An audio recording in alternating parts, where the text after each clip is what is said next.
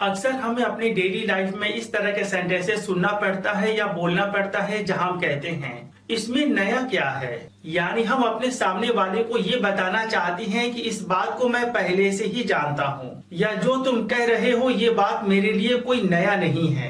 तो इस तरह के सेंटेंसेस को बोलने के लिए आप इस टॉपिक का इस्तेमाल करके अपने सेंटेंसेस को बोलेंगे। यानी आप कहेंगे व्हाट एल्स इज न्यू। जैसे मान लीजिए अगर कोई इंसान आपसे कहे वह दोबारा फेल हो गया, और अगर आपको जवाब में कहना हो इसमें नया क्या है, यानी यह तो मुझे पहले से ही पता था कि ऐसा होगा, तो इस सेंटेंस के लिए आप कहेंगे he failed again what else is new. यानी वह दोबारा फेल हो गया, इसमें नया क्या है। अगर कोई इंसान आपसे कहता है वह मुझे धोखा दिया, यानी ही चीटेड मी, और अगर आपको जवाब में कहना हो इसमें नया क्या है, तो इस सेंटेंस के लिए आप कहेंगे व्हाट एल्स इज न्यू।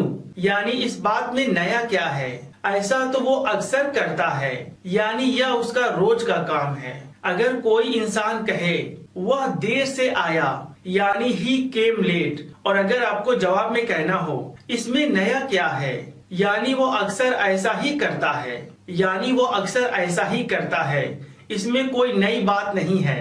तो इस सेंटेंस के लिए आप कहेंगे What else is new? यानी इसमें नया क्या है।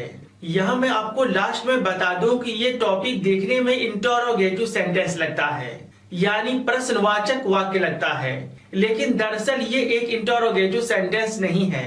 यानी जाहिरी तौर पर लगता है कि मैं सवाल कर रहा हूँ, लेकिन ये कोई सवाल नहीं होता, इसलिए इसके बाद क्वेश्चन मार्क नहीं दिया जाता है।